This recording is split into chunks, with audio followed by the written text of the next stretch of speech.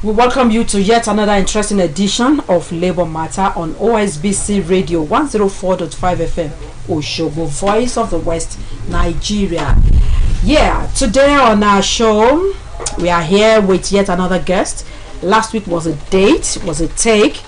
Yeah, we gingered you last week, and this week again, we're going to do the same thing. As you all know that Labour Matter has to do with the welfare of workers under each union, be it under state or federal or even local government.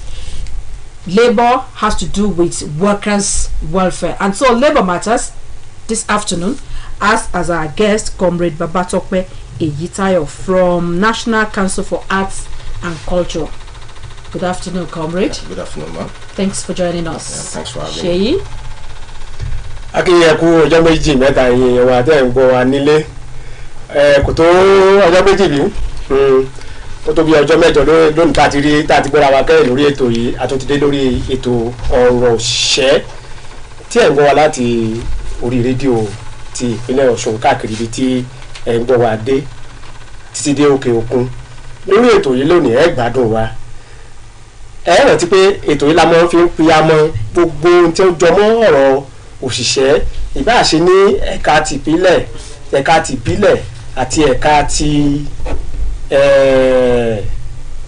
state tá ń pè ní ìpínlẹ̀ àbí. Ètò yìí la máa fi ń piyamọ́ rẹ̀ tá a mọ́ ṣàlàyé fúnra bí gbogbo nǹkan ṣe ń lọ àti bó ṣe yẹ kó lọ. Lágbára náà lónìí ẹ gbádùn wa torí àlejò wa ti wà ń bí. Comrade Babatokpe Eyitayo láti National Council for Art and Culture, Oshogo. Ẹ ṣé púpọ̀. Thank you so very much. When we talk about National Council for Arts and Culture, what do you do there? Yes, National Council for Art and Culture is the agency of the federal government saddled with the responsibility of promoting the living art and culture of Nigeria. So when we talk about culture, people think about dancing. No, culture encompasses a lot of things. Like? The clothes we wear, the food, our religion. Everything is about culture. Like now, we in the southwest, we eat certain kind of food, amala, gbegiri. For those who are in the north, they eat another type of food. Their environment determine their food, which is part of their culture. So when we say throw shinkafa, we know those who eat it. Okay. So when we say in southwest, we know the tribes or sub-tribes that eat those kind of food. Okay. So culture encompasses a lot of things. So the visual aspect is the art and the dancing. Okay. So culture is into two. We have the material and we have non-material. We have the material and the non-material. Can you please expatiate more on that? The materials are those things you can touch. Okay. Artifacts. While the non-material is the religion, the norms. Okay. Like, for example, in Yoruba, we have this marriage tradition. It's a tradition. You cannot hold it. You cannot touch it. We only believe in it. Yes, the beliefs and the norms. Those are the non-material. The folklore. Okay. Thank you so much. And when we talk about arts, culture, you have explained a little bit to us. But then, in your office, what efforts have you been making in making sure that our culture do not go into extinction? You know, a lot of things are, should I say, are wrong with the upbringing of our little ones these days. You know, the cultures are no more there. The greeting culture is there. The dressing culture is there, like you said. The marriage culture. Everything has to do with culture. That makes you, that tells people about you, where you have come from. But it's kind of, I'm sorry to use the word, I don't know. I understand what you're saying. I like that question. Culture itself is not static, it's not fixed. It evolves.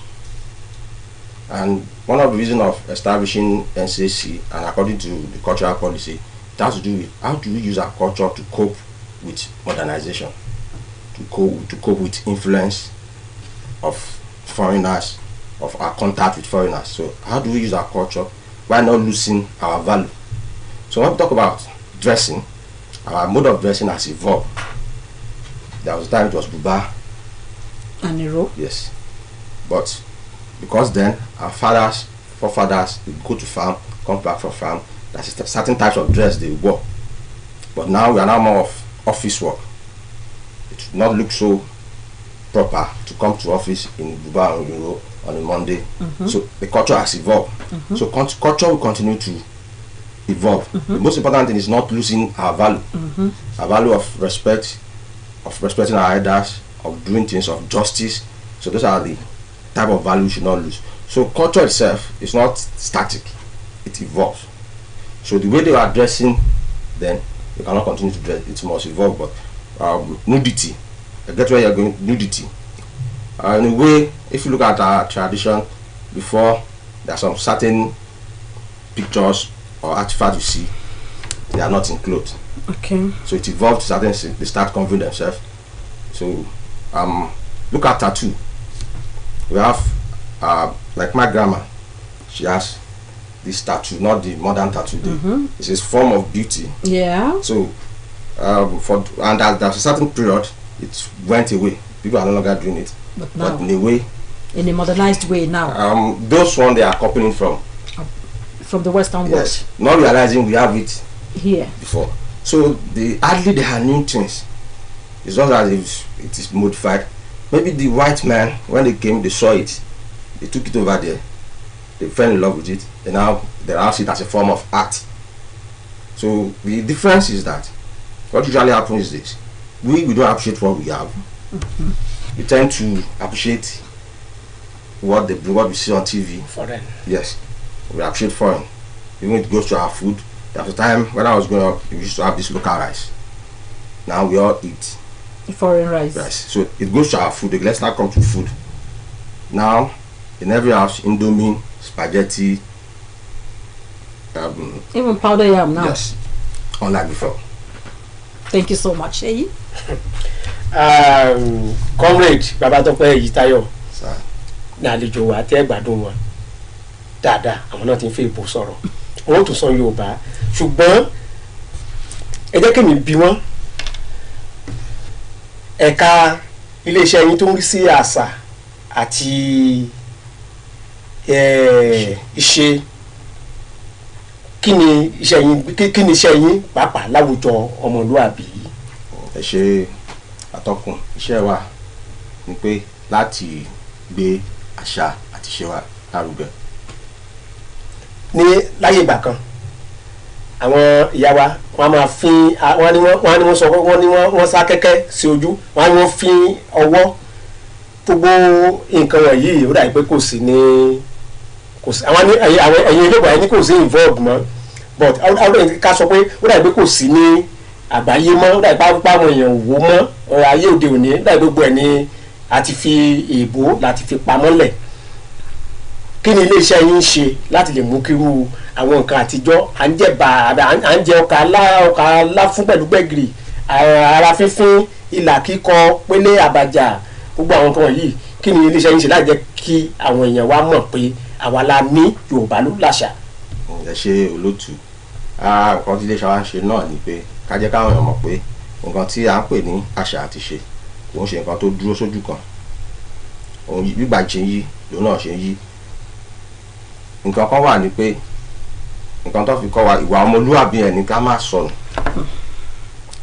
Ìgbà kan wà táwọn bàbá wa lọ sóko, ó láṣọ tó ń wọ̀, a sábà lọ sóko mọ́, ọ́fíìsì là ń wá, aṣọ wa tá ń wọ̀ á yí padà, gbogbo nǹkan bẹ̀rẹ̀ sí yí padà. But àṣà ni pé ká má gbàgbé ibi tá a ti ń bọ̀, ká dẹ̀ fojú sí ibi tá a ń lọ, pé ibi tá a ti ń bọ̀ ẹ jẹ́ á fi survive, ká fi yanjú ibi tá a ń lọ. Ṣé ọ̀rọ̀ mi yé olú? Kẹ́ ẹ tó kúrò lọ́dọ̀ mi, ẹ jẹ́ kí n béèrè ìbéèrè kan ká tó lọ sọ́dọ̀ ẹnìkejì mi. Ìyàtọ̀ wo ló wà láàrin àṣà, ẹ̀sìn àti ìṣe? Àṣà, ẹ̀sìn àti ìṣe tí olóògbé bá fẹ́ wò, tá a fẹ́ culture, tá a fẹ́ wò culture, nínú culture yẹn ni a ti mú gbogbo kìíní ẹ̀sìn, àṣà. Àwa ní ẹ̀sìn àbáláyé, èyí tó ń mú wá bá wa, ó ní bọ́n ṣe ń ṣe látijọ́. Ìgbà kan wà á ní èèyàn kan èṣù gbòǹgbé, ọ̀làjú dé, á ní kán yọ èṣù kúrò pé èṣù ń ṣe wọ́n ti sọ di olúwa. Iléeṣẹ́ wa wà fún pé ká má gbàgbé ibi tá a ti ń bọ̀ ní ìdílé kankan ó ní oríkì ó ní nǹkan tí wọ́n ń ṣe bọ̀tọ̀ làjú ti jẹ́ ká gbàgbé pọ̀ ní iléeṣẹ́ wa ní Ọ̀ṣun a wà fún iṣẹ́ aṣọ textile a wà fún textile research center ní àdìrẹ ẹlẹ́kọ̀ọ́ tí ìgbà tó yá ó di batik ìyàtọ̀ wà láàrin àdìrẹ àti batik. Thank you so very much, Comrade Babatope Yitayo, Chairman National Council for Arts and Culture, Osun State Chapter. Yes. Well, thank you so very much. Now let's look at this culture of the thing that we're talking about. Do you have how often do you talk to the young hearts on how to preserve our culture? You know, I keep talking about culture because that is the basis of everything. From home, that's where we start, and then we go into the community so that the society will be seen. How often do you capture them young to talk about culture? Yeah, thank you very much for this question. As part of our we're having a program this Saturday, Okay. which has to do with kids, Super Kids Academy, how to carry young ones early and how to train them on that line. So we're having a program for them which involves exhibition, drawings, art, so that they begin to get inspired. Unlike there was a certain period, you don't focus on talent, just go to school, have your certificate. But you now discover that talent is also important. Talent can take someone to places. I mentioned different artists from Osogbo. So we are catching those young ones early. So that's part of the one we're having Saturdays. Where are you having it? In our office. Where is your office? People are told Okonfo area, Osogbo. Yelele area. Okonfo Yes, area. in Osogbo. What time? The program is starting by 10. 10 a.m. Okay. So it features exhibition, art drawing, performing arts. And have you invited some kids to do that, or you are just telling them now? No. We have about 100 kids coming. Wow, 100 kids coming. Yes. All right. Sheyi, over to you. Wúwà tí Comrade Babatope ń sọ̀rọ̀ lẹ́ẹ̀kan kí ẹnìkejì mi tó gbà lẹ́nu yín ẹ sọ̀rọ̀ débì kan. Àdìrẹ àti batik kí ni ìyàtọ̀ tí ń bẹ ńbẹ̀? Inú wa ti sọ adi ààrẹ adi ààrẹ along the line àdìrẹ lẹ́kọ̀ọ́ wà what they call ẹ̀kọ́ starch ni tó fi máa ń aró tàbá ti ṣetán ẹ̀ẹ́dì gbogbo bí tẹ̀ di yẹn aró ò ní débẹ̀ so tàbá ti tẹ̀ bọ́ná aró ẹ̀jẹ̀ kó lo ìgbà díẹ̀ tẹ̀ ẹ̀jẹ̀ jáde so gbogbo bí tẹ̀ di yẹn a fi ṣe pattern a ṣe pattern sí Yóò ya àwọn ìgbà lára òun ní àdìrẹ tó bá rí batik nǹkan. batik òun sọ pé batik yẹn wax paraffin wax wọ́n á gbé kaná á yọ wọ́n á fi ya pattern sí Wọ́n fi ya ọ̀nà sórí aṣọ aṣọ. so tó bá ti yà tó ti dry there tó ti gbẹ tí wax yẹn ti gbẹ wọ́n á tẹ̀ bọ̀ ní àrò ayọ̀. Torí àkókò wa wọ́n ti ń kúrò kéékèèké. Wọ́n sì lè padà wá. Torí àkókò wa èyí tẹ̀lé lọ́wọ́ pé kí ni ọ̀nà wo ló fi ń gba àwọn ọmọ kéékèèké tó ń bọ̀ ní ìyànjú láti jẹ́ kí nǹkan yìí kó jẹ́ ìtẹ́wọ́gbà fáwọn pẹ̀lú ọ̀nà wo lẹ́ ń gbà láti jẹ́ kí àwọn ìwé ìwòyí kó kí ọ̀nà àti àṣà kó jẹ́ ìtẹ́wọ́gbà.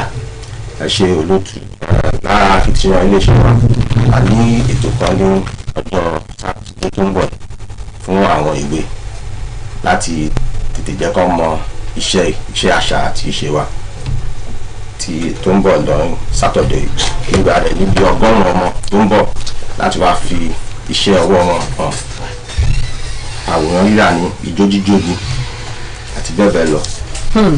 Dancing is part of what we're going to train them for. Performing art. Performing art this Saturday. Dancing is also a part of performing art. Okay. You have drama as part of performing art.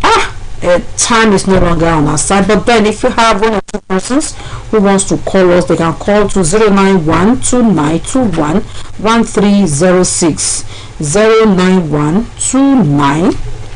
080211306 to ask 1 or 2 questions. Tẹ́ bá ní ìbéèrè tàbí òmíràn tí ẹ fẹ́ béèrè lọ́wọ́ àlejò wa ẹ lè pè sórí 09129211306. Torí pé àkókò wa torí n ta fẹ́ béèrè lọ́wọ́ yín pọ̀ ṣùgbọ́n àwọn ará ilé náà àwọn náà lè ní ìbéèrè tí wọ́n fẹ́ bi yín. Talking about catching them young, do you have a club for them? Do you go to schools to talk to them? How do you get them, those kids? Thank you very much. As part of it, we do outreach to schools. Okay. We invite schools to send their boards to us for training. So we've done training in I and so on. So we also do to select them. Okay. We do what we call it competition. Okay. As part of our national program, I have the national secondary school competition. Okay. Where they do quiz on our culture. So from there, also performing quiz. So from there, we select Okay. the best. And how does this affect their lifestyle as kids? Definitely, okay. Like the last exhibition that in national, we have what we call National Festival for Art and Culture. Now, first visit to national program. We have children category Okay. that they compete. The last time it was held in Lagos. Some of these kids met dignitaries, met governors, met ministers, and some of them even drew the dignitaries, and they are paid like some of them. So some of them have been participating at international events, Okay. local events. So it gives them more exposure. So where academics has not taken them up, their talent has taken them. Wow. Thank you so very much on this. Sheyi, before come on, tó di báàbọ̀ lọ kó tó torí fún mi lọ́la ọmọ pàtẹ́wọ́ fún wa sí tó di báàbọ̀ lọ fún ọmọ pàtẹ́wọ́ fún abẹ́bá jáde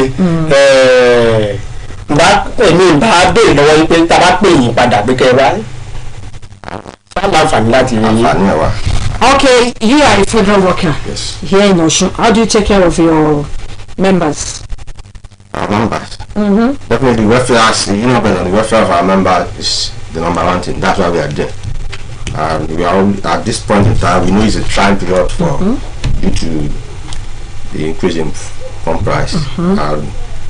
We are looking for signal from the national how we are going to proceed with this issue.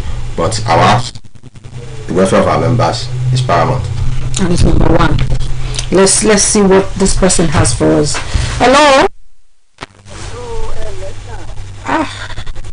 Àgbọ̀yìn o. Hello. Alájà tó mú ní lọ́sẹ̀dẹ̀ alájà tó mú lọ́sẹ̀dẹ̀. Ìbéèrè yín. Bẹ́ẹ̀ni ní pé ní pọ́pẹ́ àwọn tó ń gbé àgbà Yorùbá náà ń jẹ ẹni ẹ̀ bá sọ̀rọ̀. Bẹ́ẹ̀ni. Abẹ́ ọmọ ìbùgbé wọn torí bá wọn náà àgbà àgbà Yorùbá náà ń jẹ ní ẹgbẹ́ ní pàápàá lọ́jọ́ kẹta ọdún. Kí lẹ́lẹ́ fẹ́ ṣe lọ́wọ́? À ń pè ìlú àgbà Yorùbá náà ń jẹ. A fi nọ́mbà wọn síta ẹ pè wọ́n láti bá wọn sọ̀rọ̀. Ẹ ṣé sà. Baba wants to know much about your office and what they can do to kind of collaboration. Yes. Number yín. Baba ṣe ń gbọ́ 080 64 64 28 28 9 9 2 2 2 2 4 lẹ́ẹ̀kan sí 080 080 64 64 28 28 9 9 2 2 2 2. 4. Bàbá látẹ̀dẹ̀ nọ́mbà àlejò wa nìyẹn ẹ pè wọ́n fún ohunkóhun tí ẹ fẹ́ bá wọn sọ àkókò tí kò wá ní pápámọ́ra Ṣèyí. já máa fi ṣèlọ náà ni àbójú bèrè lọ́wọ́ àlejò wa wọ́n ti láwọn padà wà He will lọ́wọ́ surely come back, yes, because we have a lot to talk about on this your arts and culture thing. And that day you are coming to come and experiment, real experimentation. That's all. I will be glad to come back. Okay, we'll be títí di expecting. ọjọ́ mẹ́jọ lónìí lọ́sẹ̀ tí ń bọ̀ tá a tún pàdé lórí ètò yìí mo fi dá yín lójú wípé ẹ tún gbádùn wa jù bẹ́ẹ̀ lọ. Yes, Ṣèyí thank you. Fágbèmí lórúkọ tèmi. My name is Titilope Ajiboye. I want to thank you so very much, Comrade Babatope Itayo. He has a comrade here too. I'll do Monday. Thank you so much for coming. On behalf of the crew, we say Isoleto. For the union makes us strong. It is we who plowed the prairies, built the cities where they trade, dug the